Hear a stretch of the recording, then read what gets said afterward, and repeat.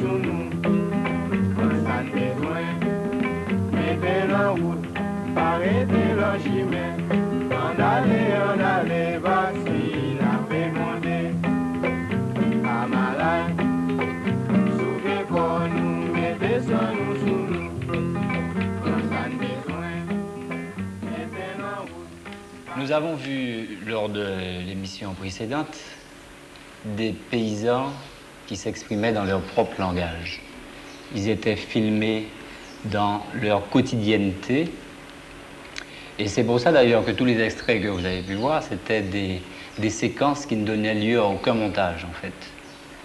Le film que je vous propose de voir maintenant, qui a déjà été fait il y a quelques années déjà, se propose d'expliciter en termes scientifiques, c'est en fait un film de vulgarisation scientifique, il se propose de traduire pour les cadres, pour les agronomes, ce que font les paysans. Alors, on a la chance là, puisque Philippe, tu es un co-auteur de ce film, tu pourras peut-être expliquer comment tu en es arrivé à faire ce film, pourquoi tu... Bon, ben, l'objectif principal pour ce film, c'était d'arriver à décrire les systèmes de culture et principalement les techniques mises en œuvre par les paysans. Mais quand même, c'était aussi, toujours dans la lignée de ce qu'a fait Gérald Belkin, c'était de permettre ce dialogue entre le public et le paysan et permettre aussi de forcer ce public à écouter ce paysan et de permettre de découvrir tout un ensemble de techniques qui ont quand même une certaine rationalité chez ces paysans et de découvrir ce monde donc avec de nouveaux yeux et de le faire très succinctement sous forme d'un petit documentaire permettant de rapidement avoir une idée précise de ce que fait le paysan dans les techniques qu'il met en œuvre et de permettre à ces gens de voir cette logique que le paysan a quotidiennement dans cette technique. Bon, on pourrait le regarder, je crois qu'il y a une trentaine de minutes et puis avoir un petit entretien après autour de ce film.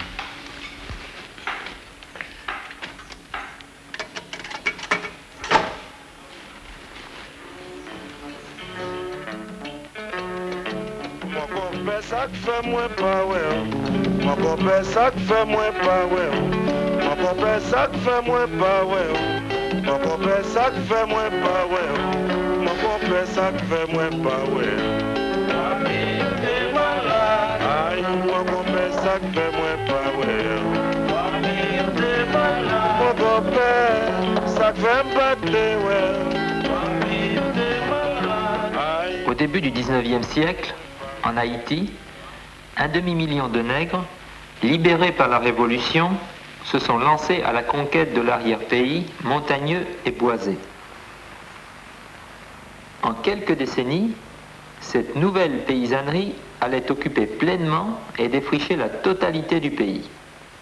De nos jours, dans ce pays tropical, montagneux et déboisé, cette paysannerie doit nourrir environ 6 millions d'habitants, soit plus de 200 habitants par kilomètre carré, ce qui est une gageure quand on sait que 40% des terres sont impossibles ou très difficiles à cultiver.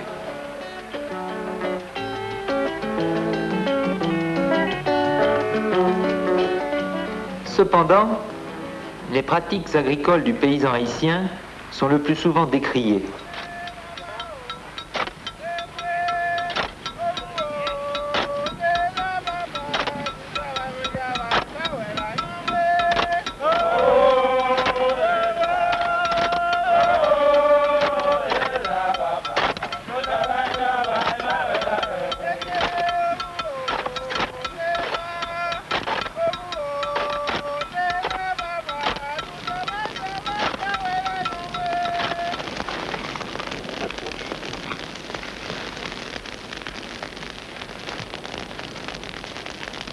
En effet, ne pratique-t-il pas le brûlis malgré les nombreuses mesures d'interdiction?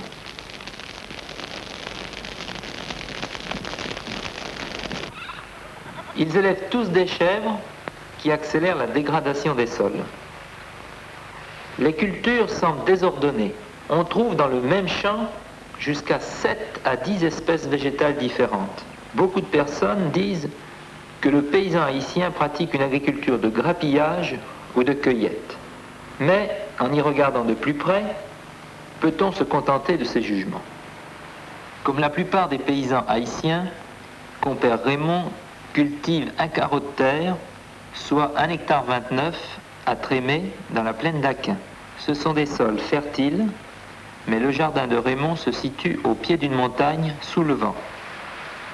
Il ne reçoit donc pas suffisamment de pluie, ce qui fait que dans sa situation, le facteur limitant est l'eau. Pour faire face au déficit en eau, les agriculteurs de cette région pratiquent traditionnellement des associations de plantes dont les besoins en eau ne se manifestent pas aux mêmes périodes de l'année. Mon compagnon qui est... Ouais. Mon compagnon de l'ingénieur de commission. Ah oui, mais il me dit pour vous, oui. Ok. Oui. Merci beaucoup. Oh, mon compagnon n'a pas brûlé là-dedans. Ça fait me brûler parce qu'il n'y a pas qu'à couvrir caille. Il dit, ni il n'y a pas pourri facile. Là, il était dans la terre, il y a un bas, c'est jardin. Si ton petit paille qui est plus léger, quoi, paille maille, ça, quoi, petit paille poids, il n'y a même pas ta bouler parce qu'on cadre, il a pourri dans la terre. Mais vieux chou que ça, il m'oblige à bouler. Le brûlis n'est pas toujours pratiqué systématiquement. Ainsi, les tiges de sorgho que le bétail n'a pu consommer sont brûlées tout en respectant les pieds de manioc en place depuis 1 an dans le jardin. En mars, les paysans profitent des premières pluies pour semer en compagnonnage l'arachide, le maïs, les vignas et les pois d'Angole sous le couvert du manioc. 2 mois plus tard, on récolte les vignas, tandis que l'arachide couvre de plus en plus le sol. Encore 1 mois, et si les pluies ont été suffisantes, c'est la récolte du maïs, suivie du semis de sorgho. Puis, c'est la récolte des arachides.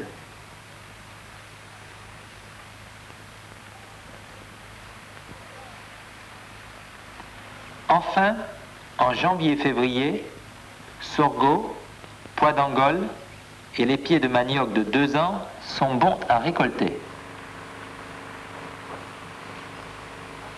Beaucoup d'agriculteurs ajoutent encore à cette association une culture de tabac. Sans engrais ni pesticides, en année suffisamment humide, de telles associations fournissent 20 à 30 quintaux hectares de céréales et de légumineuses, titrant globalement 14% de protéines. En année sèche, le sorgho et l'arachide assurent un minimum de ressources alimentaires. En cas de sécheresse prolongée, le manioc, qui a le cycle végétatif le plus long, est l'ultime assurance de cette association végétale.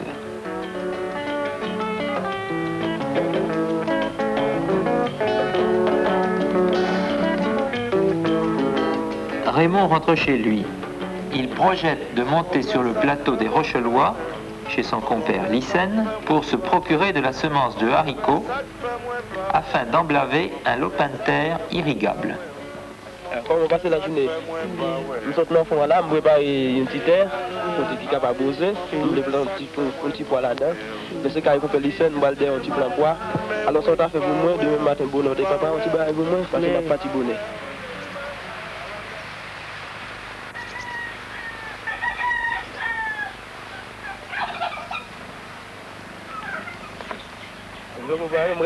C'est presque bon.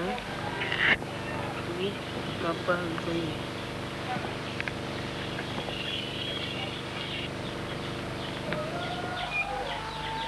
Mais oui. Ok, on t'y casse ça? Bon, ok. Eh bien, oui, j'ai dans la cour, oui, c'est bête. Alors, je vais aller, je ne vais pas miser, malgré ma fin pilote, mais je fais effort pour moi, si je retourner à la femme même. Bon, bye bye.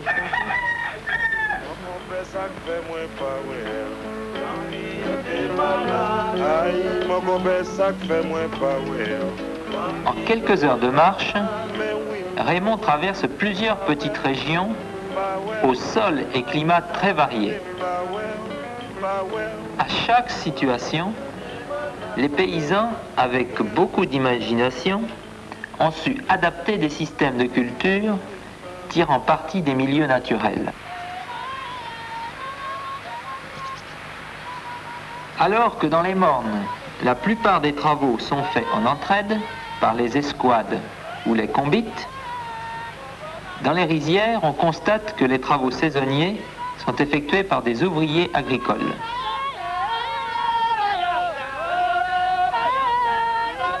Madame qui est là. Oh, nous, bon, bah, ici, à nous faire dire. Oui, parce que nous étions à Osso, à Bois-Islien. Oh. Nous sommes capables de faire dire. Après, nous sommes à Combel, banane, café. Bon, mon bon là, quand même, pas planter dire, c'est petit mine et manioc, bah, ça a planté, parce que nous-mêmes, nous pas de l'eau. C'est pas nous qui faisons, que peut-être pas, parce qu'il ne va pas faire bail comme ça. Bon, ok, encouragé. Avec Malé.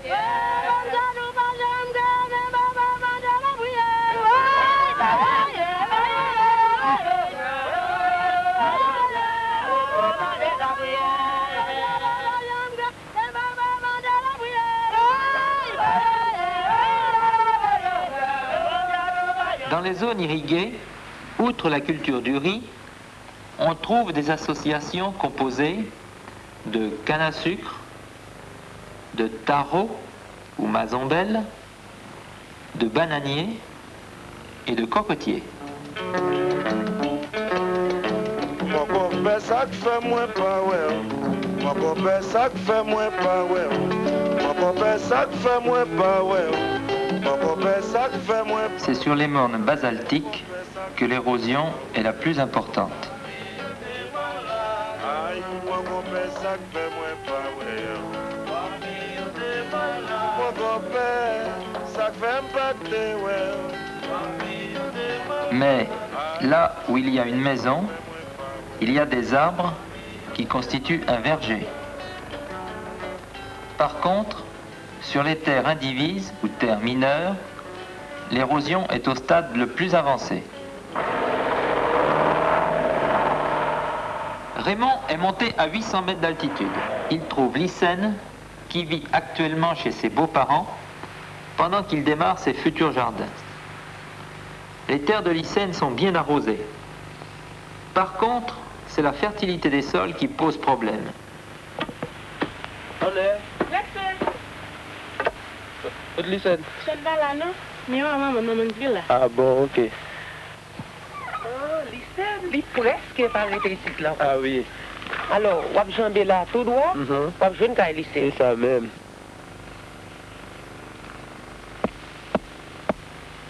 Oh, regarde mon copain. Oh, regarde monsieur. Pas du tout. Ah, pourquoi on oublié net? Pourquoi on n'aime pas oublier? Nous là, ah, qui activité est? Eh bien, la boule petit. Ah, bah mon cher nous va bon soleil, pas soleil. Oui, c'est grâce à Dieu nous l'a dit quand même. Exactement. Ah, bah c'est quand même la maman de l'poule dit qu'on soit presque pas pour la calmer encore. Ah, mais quand là c'est pas faut comme ça faut parce que on est beaucoup bon premier quoi. Écoutez, on fait un gâteau. On fait un petit plan poire, mettez-moi dehors là. C'est vrai? Oui. Eh, m'a regardé ça beaucoup. Là c'est pas dans pile, on connaît pas quitter. Ah bon. Mais pas oublier moi. Ah, nous on connaît pas oublier. On va pas passer côté de nèg là, soleil ça fatigue nèg. Même si pas gamblion. Ah, on peut pas oublier, s'il te plaît, madame ni mon cher. Ah, on compte plus ça. Ah oui. Mon cher, c'est qui t'en va net, mon cher. Pas qui t'en net, nous toujours passer en maman tout cas qu'on est bâti là. Bah là que bâti de calme. Alors et là on va payer tout le temps ou bien? Non, là me faire de la coupe à moi quand même. Bon, ça va. Mais en provisoire, mais en attendant. Lycène fait visiter à Raymond les jardins de son beau-père. Les terres d'une même exploitation sont cultivées avec des niveaux différents d'intensité. Nous pouvons distinguer 3 zones. Le jardin A, devant caille, recouvert d'une végétation arbustive variée, véritable verger.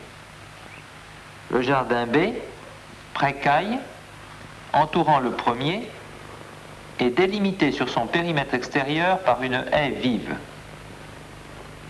A et B représentent une surface de 2000 m² environ, cultivée intensivement. Enfin, le jardin C, ou terre savane, plus vaste, éloigné de l'habitation, rarement en propriété, est cultivé avec une jachère 1 an sur 2. Ouais, mon compère, si tu regardes le café, ça l'air te gêne. Oui. C'est avec plaisir pour te voir ça. Ah, moi, café a été mangé en pile. Oh, so c'est café ça, non, c'est de café même un toilette mieux. Bon, voyez-vous, depuis que ça a commencé grand monde, bon, regardez fleurison pour c'est très effectif au café. C'est ça. Alors quand il a commencé grand monde, il vient pas bâcher de qu'on a bail là, encore quand il a pas chaque moyen planter gène pour remplacer. On va planter café. Exactement, on reformer la quoi. Alors, si vous plantez le même côté, elle est capable de faire café. Pas tellement dans la même place, mais même c'est toujours même dans la même zone là. Ah bon, c'est ça même. Parce qu'on habitué au café, on va pas quitter le mourinette. Oh, là tout ça c'est le même bout de la vie café. Ouais mon cher. Ouais là on a café comme ça. Oui. Il y a un pile bail là. Premièrement, on regarde après, il y a des légumes, malanga, à la route, après on plante des bananes, après on plante des café, immédiatement le café a fini, on va planter pieds bois à ça. Dans le sens comme ça, là, on la combine bien fondée, c'est des petits légumes à terre pour permettre pieds à mieux long. Disons, je veux toute qualité de bagaille dans la cour, etc. Disons, dans celle où sauter ça, ou un paquet de rendement là-bas. Paquet de rendement. Tout correspond à un combat. Exactement. Tout bien utilité par eux. Dans le jardin A, les étages de végétation permettent l'utilisation rationnelle de la lumière et de l'ombre. Les caféiers se développent à l'ombre des bananiers qui seront progressivement remplacés par des arbres, les sucrins, lesquels pourront également servir de support aux ignames et aux christophines. Les paysans utilisent leur cuisine pour améliorer la fertilité de leurs cours.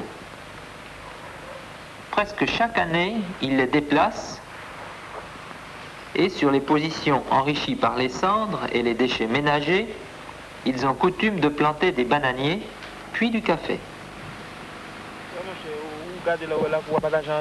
Oui, ça me le partage n'est pas pour 2 mètres pour ça, non? Ah bon? C'est pour seul problème simplement. Mais ça arrive, et bon, on bon nous quitter pour nous faire jardin. Oui.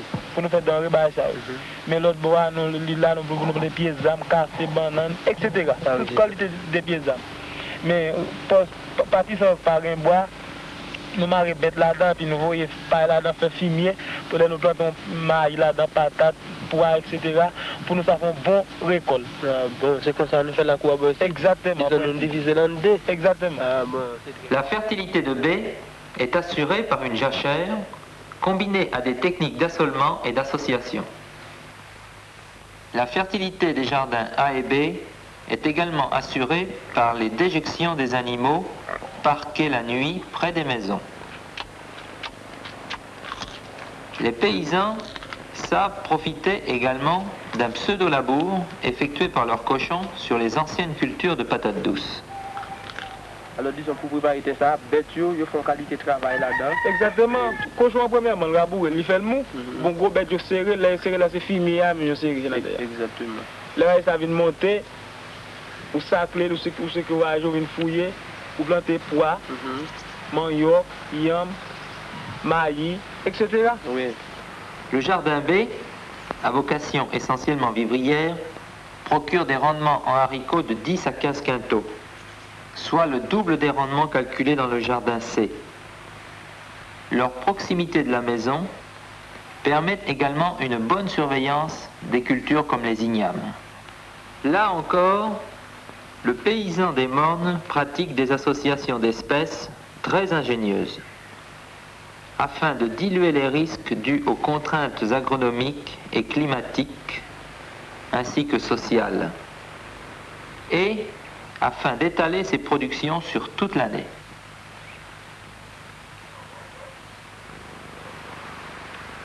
C'est certainement sur ces deux zones, Devancaille et Précaille, que l'agriculteur est intéressé pour réaliser rapidement des améliorations.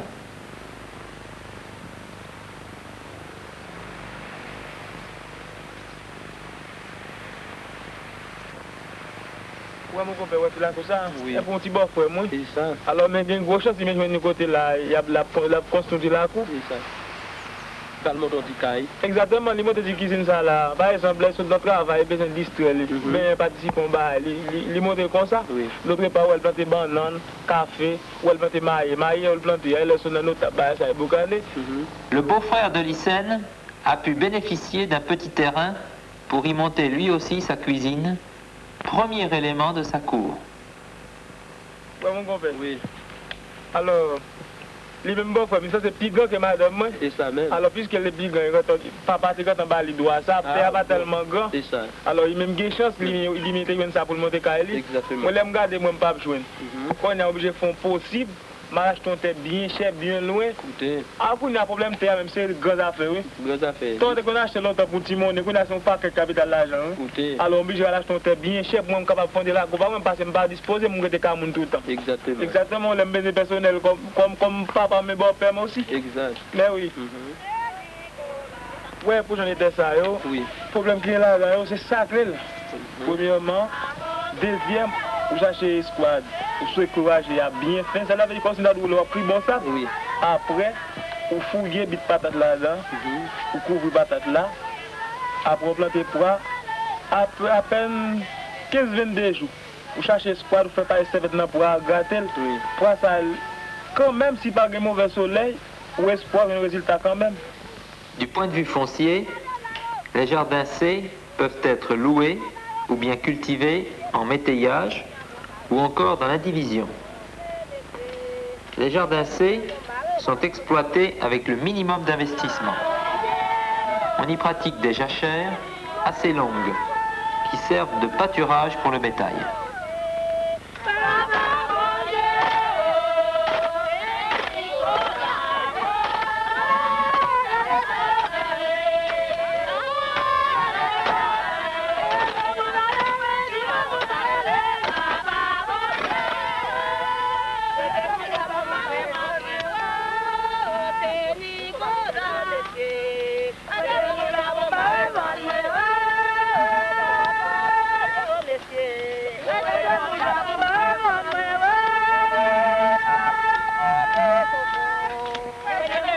Après avoir sarclé la jachère, les paysans commencent par rassembler les herbes sèches, puis ils les enfouissent sous les buttes.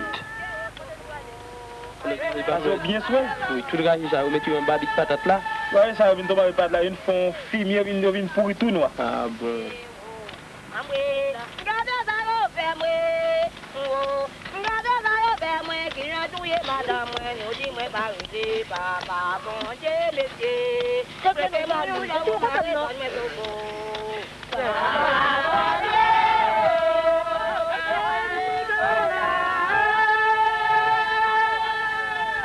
La confection des buttes fait preuve d'une technique efficace, puisqu'elle permet un bon drainage et une concentration de la matière organique qui fait défaut dans ces sols. Dans les jardins C de Salagnac, l'association traditionnellement pratiquée au mois de juillet est le mélange haricots-patates douces. Non seulement le paysan associe plusieurs espèces végétales, mais pour une même espèce, il utilisera plusieurs variétés. Par exemple, pour les haricots, il mélangera le pois noir, bien adapté à la chaleur, avec des pois rouges, plus résistants en sol humide et froid.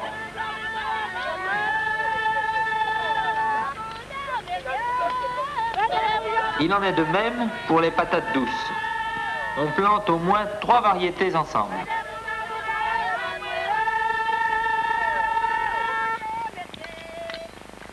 Loin de paraître comme insoucieux de son environnement et pratiquant une agriculture vaille que vaille, le paysan haïtien frappe l'observateur attentif par la grande cohérence et l'à-propos de ses techniques. Même s'il n'est pas encore au courant des principes scientifiques qui les fondent.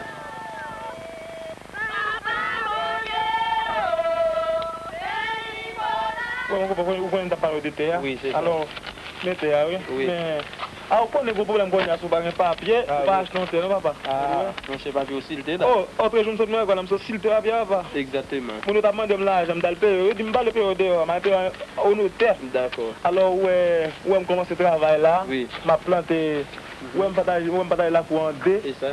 Où je planté des zambas, banane, ça, tout autour. Oui. Alors, ouais, boss, ça m'a envoyé faire là, ça a côté de mon travail. C'est ça même. Oui. Ça nous a d'économie, parce qu'on ne peut pas apprendre tout faire la cour, pas apprendre tout pour le travail. Immédiatement faire la cour, ou pas transporter la cour avec jardin. Lycène montre à son compère l'emplacement où il compte établir sa maison et son verger, puisque maintenant, il a un titre de propriété. Et bon, il va monter mon cahier dans la cour là. Exactement, ça, cela veut dire que comme si je suis en traitement. Ah bon, c'est ça. Je vais entraîner à Tikishina là, jusqu'à présent, je vais ramener la cour, je vais monter un gros cahier, la cour va fondre un grand lac, comme toute la cour va marcher, va regarder. Rien n'est semé au hasard. Ainsi, les pieds de ricin assureront rapidement une protection contre le vent et de l'ombrage pour les futurs plants de café. Regardez là, pour côté de cuisine là. Ce côté moi je remarqué que c'était plus mal. Avec ça là, on planter banane, sucre, café ça immédiatement café dérape, zam ça dérapé. C'est pour ça que je réserver place ça pour me déplacer cuisine là mettre là. La cuisine en paille de Lycène et celles à venir permettront l'accumulation d'une certaine fertilité. Le travail de la fertilité de son sol est en quelque sorte l'épargne de Lycène.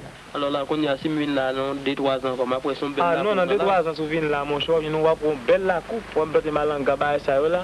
Alors comme ça, je vais avancer la cuisine depuis devant, je vais faire la coupe comme ça encore. Alors la coupe ça, je vais faire là. Je vais tourner planter même qualité base encore, je vais planter bois, banane, café, etc. Je vais mettre ma langue, ma zone belle. Bon, sur ma cuisine, alors tout le long là, plus fini. On de l'eau passe, tout l'eau ça va chier dans la langue sur bon bas. Cela veut dire qu'il y a comme on graisse.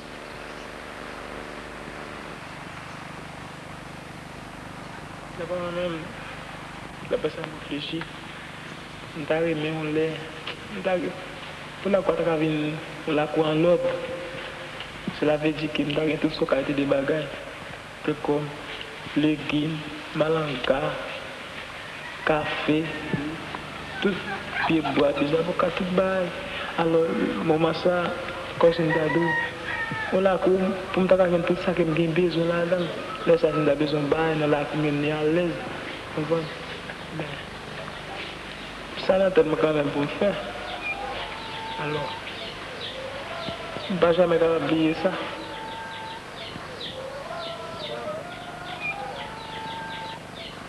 Essayons d'étudier ce jardin A auquel rêve Lycène.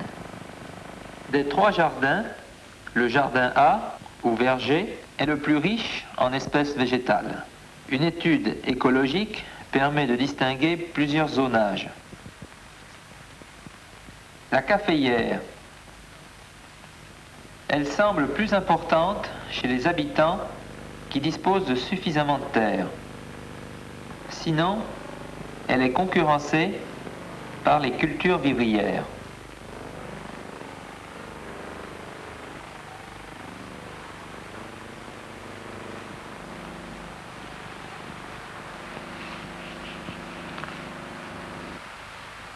La bananeraie.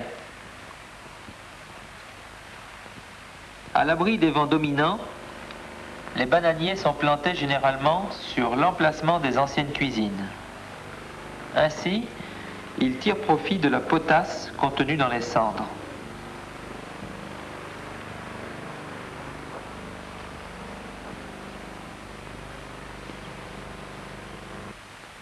La zone à dictame. Les dictames ou sagous sont des plantes dont les racines contiennent un amidon très digestible. Ils sont utilisés à titre médicinal lorsque les jeunes enfants ont des diarrhées. On trouve des dictames blancs et des dictames rouges. La place à Tarot ou Mazombelle. Ces plantes, cultivées pour leurs tubercules riches en amidon, poussent généralement dans les zones marécageuses. Plantées en contrebas, ces plantes vont tirer un bon profit des eaux de pluie collectées par le glacis, qui se trouve généralement devant chaque maison.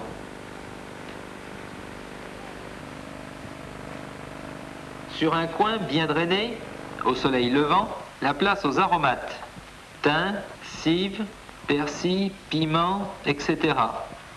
Chaque petit carton représente ainsi une zone pour telle ou telle plante, compte tenu de son exposition, de la fertilité du sol ou de l'humidité ambiante.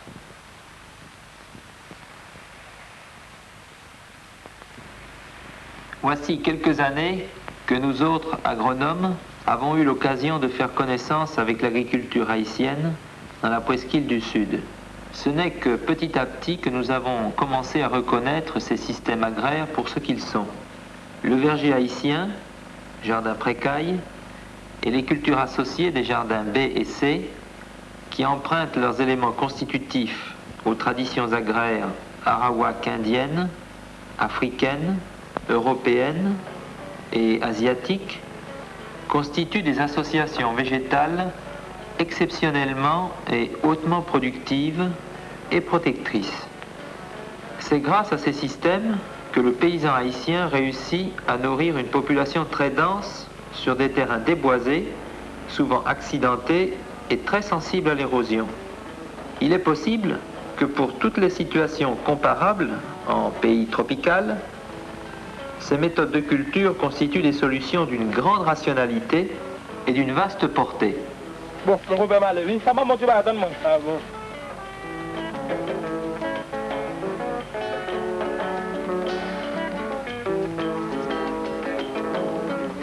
Pas de patate ça, mon copain. Ok, mon copain. Ah, mon cher, bon, belle patate.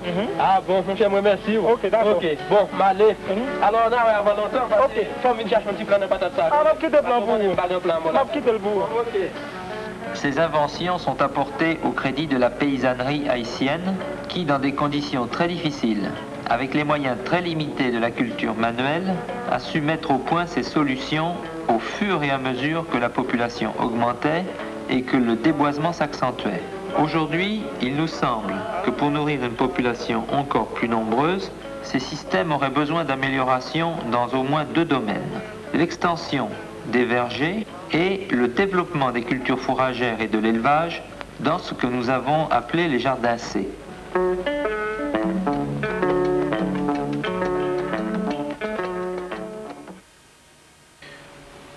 Mon cher Philippe, je dois te l'avouer, ce documentaire dont tu es l'un des auteurs a profondément marqué ma vie professionnelle en tant qu'agroéconomiste.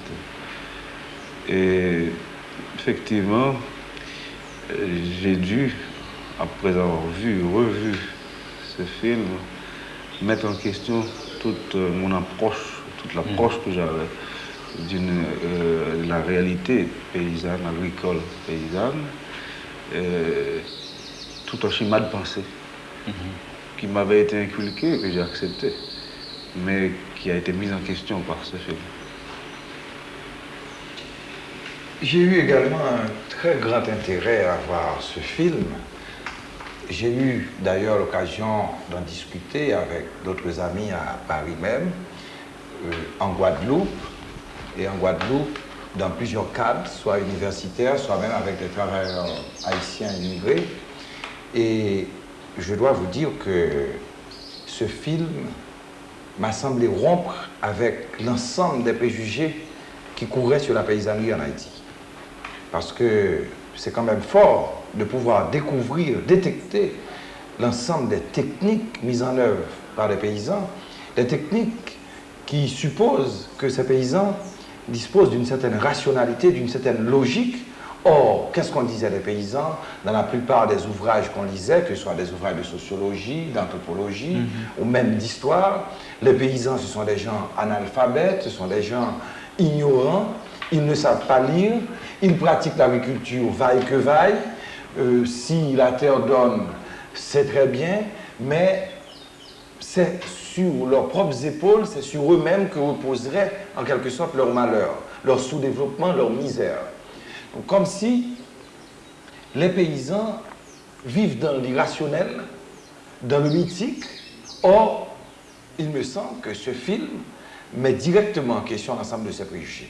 Bon, par quelle démarche vous êtes passé? C'est ça qui m'aurait intéressé maintenant de savoir. Qu'est-ce qui vous a permis de rompre avec ces préjugés pour aboutir à produire ce film documentaire? Effectivement, Laïnek, tu as là tout à fait raison. Et moi, je crois que ce film a été tourné à une époque où le paysan était considéré comme un obstacle au développement. Le paysan vivait sur une économie de grappillage, d'une agriculture de grappillage, une agriculture de cueillette. Et vraiment, à ce moment-là, dans de nombreux projets de développement, dans de nombreux endroits où les cadres étaient responsables de faire du développement, il y avait comme un questionnement à savoir qu'est-ce qui arrive, pourquoi toutes les solutions proposées, toutes les nouvelles technologies proposées arrivaient très difficilement à passer dans le milieu rural. Pourquoi les paysans faisaient des associations, avaient des associations de culture, tandis qu'on leur proposait des cultures pures. Pourquoi ils plantaient comme ils le font, tandis que nous, on proposait de planter en ligne. Bon, c'était tout un questionnement et à ce moment-là, on était pratiquement dans une impasse. Et apparemment, c'est toujours plus facile de dire que le paysan est sourd, que c'est un paysan vraiment analphabète, le paysan ne sait pas ce qu'il fait et vraiment, il faut tout lui apprendre. Nous avons eu à nous poser ces mêmes questions et vraiment, nous sommes arrivés à des réponses tout à fait différentes parce que nous avons plutôt questionné notre méthode d'approche. Et nous sommes arrivés à nous dire que c'était peut-être notre façon de procéder qui était, bon, pas tout à fait la meilleure. Et c'est pratiquement à partir de là que nous sommes partis à l'écoute de ce paysan, à la découverte de ce paysanat et à l'observation de cette société rurale. Et cette société rurale nous a paru donc avec toute cette cohérence au niveau technique, au niveau économique, avec une cohérence, une rationalité que nous avons voulu justement partager avec le grand public pour permettre à ce grand public, donc, comme je l'ai dit précédemment, de regarder cette agriculture avec d'autres yeux et avec d'autres idées. Et moi, je crois que c'est quelque chose de vraiment fondamental parce que on ne peut pas vraiment réfléchir le développement en Haïti sans vraiment passer et tenir compte de cette logique paysanne, de cette rationalité. Maintenant, je me pose une question. J'ai l'impression en même temps que tout ce qu'on disait de l'agriculture traditionnelle en Haïti, j'ai l'impression que tout ce concept même d'agriculture traditionnelle, tout ça tombe. Est-ce qu'il s'agit encore, pour les sociologues, d'une agriculture traditionnelle, puisqu'on sent qu'il y a une adaptation extrêmement forte? Comment vous avez pu aboutir à... Ça dépend vraiment de ce que tu entends par traditionnel, Laïnek. Parce que, bon, dans le traditionnel, moi, il y a d'abord un passé, un savoir-faire qui a été transmis. Et là, on est d'accord que sur ce plan, c'est vraiment du traditionnel. Mais si tu prends l'autre aspect du mot traditionnel, où tu t'imagines que c'est vraiment un paysan accroché à sa tradition, moi, je trouve que là, c'est vraiment pas du traditionnel. Et pour te dire bien, cette agriculture-là que tu as observée, c'est vraiment le résultat de toute une évolution. Avant, sous un couvert boisé relativement dense, les paysans plantaient de l'igname vraiment pratiquement sans faire les buts ou de la patate. Bon, la patate n'existait pratiquement pas et les buts d'igname n'existaient pas non plus et pratiquement c'était un couvert boisé, c'était vraiment une autre forme d'agriculture. Les paysans ont eu à adapter leur technique et arriver à ces formes de grosses buttes que tu as vues qu'ils étaient en train de confectionner pendant le film. Et en plus de cela, je puis te dire que pendant le temps que j'ai passé dans le milieu rural, c'était fort impressionnant de voir ces systèmes continuer à évoluer. Il y a des nouvelles cultures qui étaient introduites à des moments précis et moi je crois que vraiment c'est pas du tout dans ce sens-là, le sens péjoratif du terme, une agriculture traditionnelle, c'est une agriculture qui évolue et où il y a quand même de l'inventif de la part du paysan haïtien et ceci continuellement. Mais est-ce qu'il s'agit d'un système performant en termes de rendement? Bon, si on se base sur la performance en termes vraiment de rendement, moi je crois qu'on peut par exemple tirer du film l'exemple du jardin B, par exemple, où le paysan investit quand même pas mal de travail et où il y a un apport de matière organique relativement important.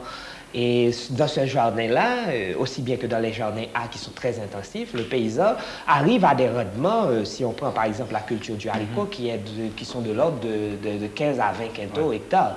Bon, alors avec 15 ou 20 hectares, c'est considérable si on le compare même à une agriculture mécanisée. Mais dans d'autres types de jardins où il lui faudrait investir beaucoup plus, où il n'a pas la possibilité de le faire, il n'a pas aussi cette sécurité, il n'a pas la possibilité d'arriver avec des intrants pour le faire pareil dans le jardin C. On arrive à des rendements de l'ordre de 5 quintaux, 5 à 7 quintaux, et moi je trouve que ce sont des rendements extraordinaires compte tenu des conditions dans lesquelles, des contraintes dans lesquelles évoluent ces systèmes de culture. Donc c'est un système performant compte tenu des contraintes des oui, paysans. Oui, mais j'ai quand même une petite gêne. Bon, vous faites l'apologie de ces techniques en tant qu'agronome ou peut-être agroéconomiste, excusez-moi, mais j'ai une petite gêne parce que les paysans ont beau avoir les techniques performantes, ce n'est pas ce que pensent aujourd'hui les gens qui regardent la condition de vie la condition de vie du paysan haïtien. On voit qu'il y a des problèmes relatifs à la productivité, il y a des problèmes relatifs à la possibilité pour l'agriculture en Haïti de supporter l'ensemble des besoins de la paysannerie comme telle. Et je ne sais pas comment vous articulez ce que vous appelez technique performante à une véritable rationalité économique. À ce sujet-là, Enek, je dois te dire que depuis la parution du film et jusqu'à aujourd'hui, il y a des travaux, il y a beaucoup de travaux qui ont été faits. Et il a été nécessaire de modifier même les grilles d'analyse qui généralement étaient utilisées avant. En ce sens que ces grilles d'analyse répondent encore, elles existent encore, mais répondent beaucoup plus à des entreprises agricoles dites modernes, mécanisées, avec une structure, des postes de dépenses précises. Cette grille d'analyse ne convient pas tout à fait pour les exploitations paysannes qui sont des exploitations agricoles, des exploitations familiales.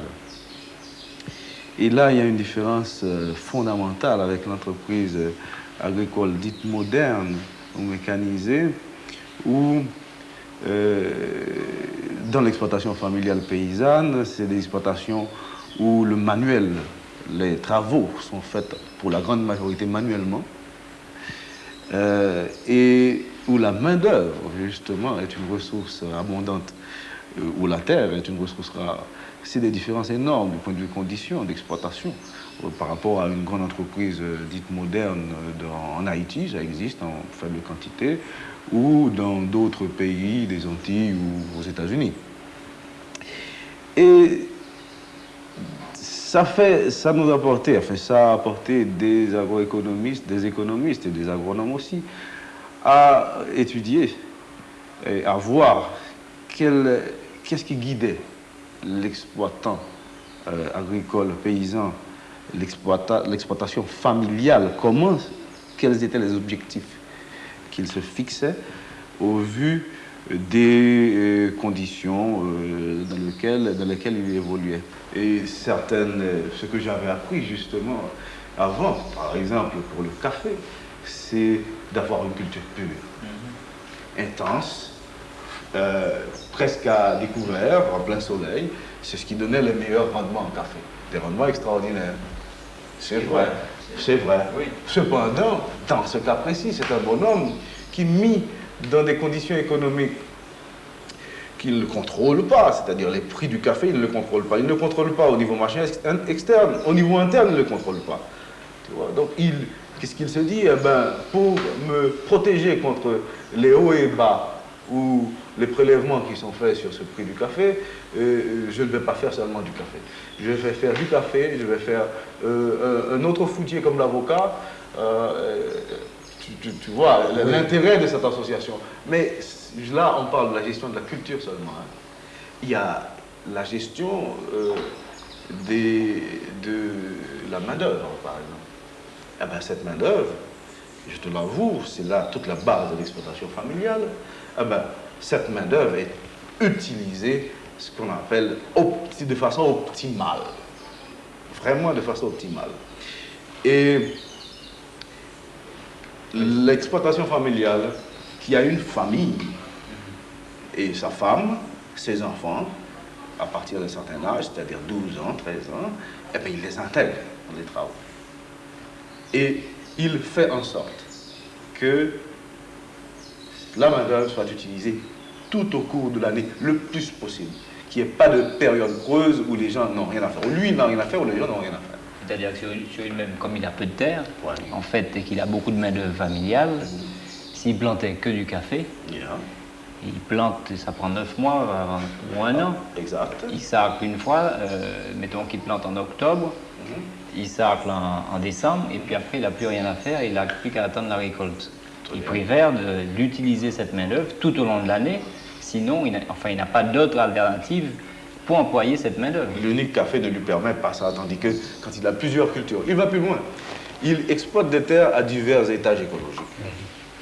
C'est encore pour minimiser les risques, parce que les étages écologiques n'ont pas les mêmes conditions climatiques. Mais aussi, en plus, ça lui permet d'utiliser à des périodes différentes cette main-d'œuvre qu'il a disponible. Et je dois te le dire, cette main-d'œuvre disponible, si elle n'est pas utilisée dans l'agriculture, n'a pas d'autre possibilité. Il n'y a pas des industries, là où tu as vu, il n'y a pas d'industrie qui se développent là. Tu vois.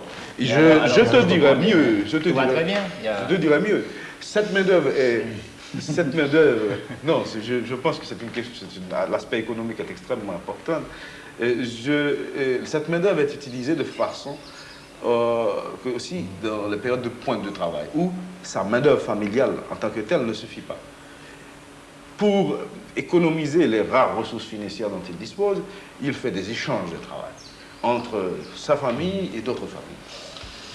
Oui, Paul. Minimiser les risques, c'est l'un des objectifs majeurs de cette exploitation familiale.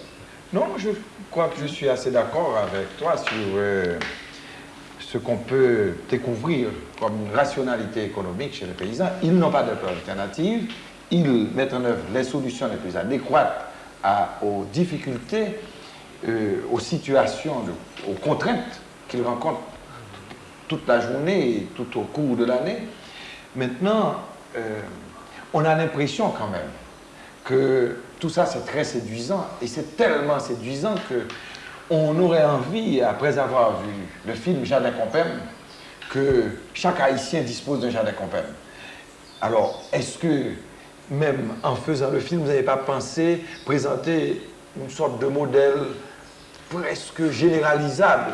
Je ne sais pas, est-ce que, peut-être que j'exagère, non, non, je crois que l'ANEX, ça c'est très important de te le rappeler. Le film n'apporte aucun modèle. Le film est une description d'une situation concrète d'ailleurs dans une zone du pays. Bien déterminée. Bien déterminée. Du Sud. Et c'est un ensemble de réponses des gens face aux problèmes de fertilité, face à leur situation générale. Tu vois. Et enfin, je ne veux pas parler de modèle du tout. Ce que je veux dire seulement, c'est que je veux insister là-dessus, c'est la place de l'exploitation familiale dans l'économie paysanne, qui est fondamentale. Exploitation familiale qui, en soi, contribue à apporter un nombre d'emplois extraordinaire. Ouais. Enfin, à voir ce film-là, je ne suis pas d'accord avec moi, on a l'impression que tout va très bien, tout va très bien en Haïti. Là, je ne suis pas tout à fait d'accord, Vincent. Moi, je crois que En définitive, ça a été la description d'une situation, mais que, comme on l'a dit, ce système évolue. Et actuellement, les conditions du contexte et comment que ça évolue dans le temps, eh bien, le paysan est aux prises à des contraintes et à des conditions qui ont évolué très rapidement. Il y a la question des prix, il y a la question de la surface agricole qui devient de plus en plus petite, la pression démographique, et ceci va très très vite. Et le paysan n'a pas le temps, comme il a eu le temps de le faire dans le temps, d'adapter ces systèmes. Et ça, c'est, moi, je crois, relativement grave. Et le paysan est comme pris de vitesse par rapport à cette accélération, à tous ces changements de conditions.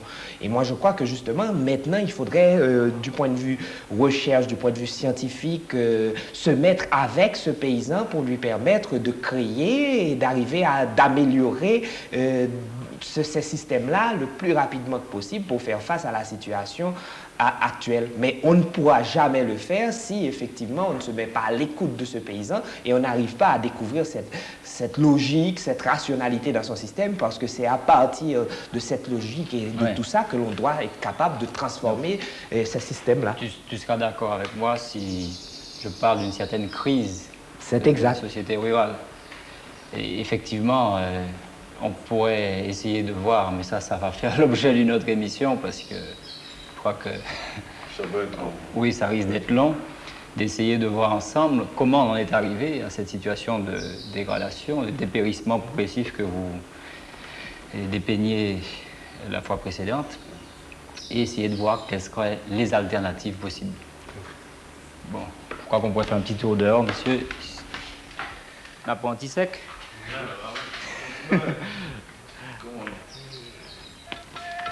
Aïe.